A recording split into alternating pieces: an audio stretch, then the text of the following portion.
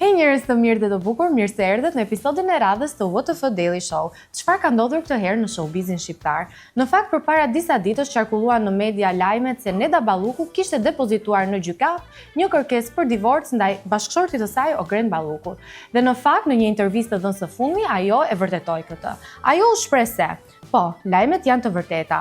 Nuk është hera e parë që ne kalojmë një situatë të ngjashme, sepse diçka e tillë ka ndodhur dhe në 2020-ën.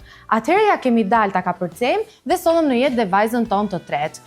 Por, në një intervistë më përparshme të dhënë disa muaj më para, ku ajo shprehej për shtatzanit dhe mëmësit, ajo ishte shprehur ndër të tjera se ne nuk planifikonim të bënim një fëmijë të tretë, por erdhi si rezultati një ditë e gushtit që binte shumë shi dhe fëmijët nuk ishin në shtëpi. Dhe ne vendosëm të qëndronim në shtëpi dhe rezultati është vajza.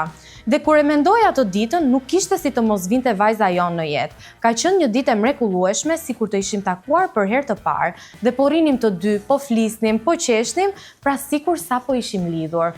Nga kjo intervistë, faktikisht ne kuptojmë që nuk ka pasur asnjë problem në marrëdhënien e tyre dhe publiku është surprizuar me divorcin e tyre, pasi gjithmonë në syrin e publikut kanë qenë një çift shumë i dashur dhe pa probleme. Por ndër të tjera, Neda Balluku gjatë intervistës së djeshme u shprehur se, megjithatë, prej shumë vitesh tashmë, marrëdhënia jonë nuk ishte e shëndetshme. Prej disa kohësh jetojmë të ndarë dhe kjo është gjithçka që unë dua të them për këtë. Asnjë vendim nuk është i pamenduar, madje vendime të tilla duajmë vite për t'u marrë. Unë nuk e di kush në këtë botë merr vendime të pamenduara, impulsive dhe vendime emocionale kur bëhet fjalë për një familje me fëmijë. Në fakt, në një intervistë dhënë përpara disa kohësh, ajo është pyetur nga gazetari Ronaldo Sharka nëse do ta falte tradhtin. Dhe Neda zgjodhi të përgjigjej kështu.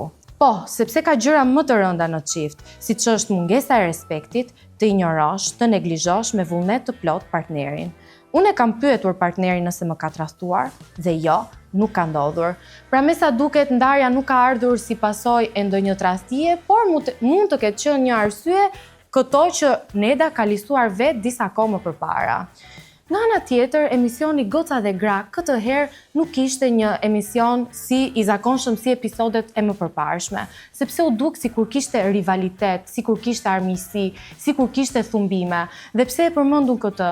Sepse ishte një situatë paksa e tensionuar midis Rozanës dhe Nedës.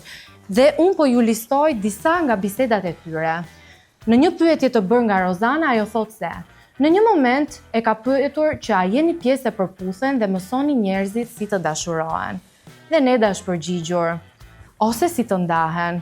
Nuk mendoj se ishte momenti i dur për t'u pyetur a i mësonti njerëzit si të dashurohen dhe sigurisht që Neda zgjodhi të përgjigjej me ironi duke thënë se mbase dhe si të ndahen.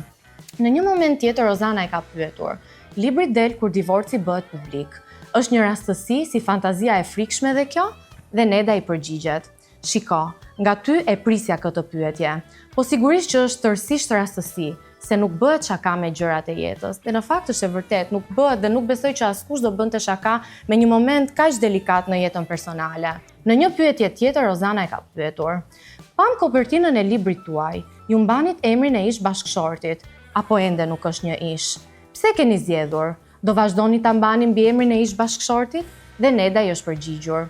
Unë mendoj që është një linjë shumë e hollë ndërmjet të ndash biseda shumë të rëndësishme dhe llafe grash. Pyetja që sapo është bërë është pak llafe grash. Ka mbaruar bigu Rozana.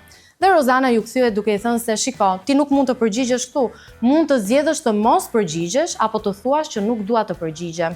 Në fakt, situata e tensionuar ka vazhduar përgjatë gjithë intervistës dhe me sa duket, marrëdhënia midis vajzave ende nuk është përmirësuar, ende ka boshllëqe të cilat mbas ato duhet i diskutojnë për të rikuperuar marrëdhënien e tyre. Këto ishin lajmet dhe për këtë episod të WTF Daily Show. Ne bashkë do të shihemi sërish në episodin e radhës. Deri atëherë, mirupafshim. Ándale.